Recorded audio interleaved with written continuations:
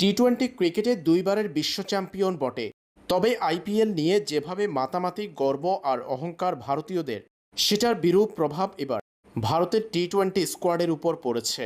যার ফল ক্রিকেটের শিশু দল আয়ারল্যান্ডের কাছে হোয়াইট ওয়াশের লজ্জা। বর্তমান বিশ্ব চ্যাম্পিয়নদের টানা 2 ম্যাচে হারিয়ে হোয়াইট ওয়াশ করল আয়ারল্যান্ড।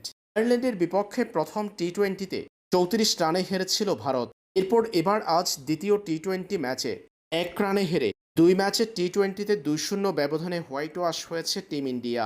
বর্তমান টি-টোয়েন্টি বিশ্বকাপের চ্যাম্পিয়ন ভারত আয়ারিশদের দেওয়া 155 রানের টার্গেট তাড়া করতে পারেনি, যারা কিনা আইপিএলে 200-250 রানের টার্গেট তাড়া করে গর্বে মুখ বুক দুটাই ফাটান।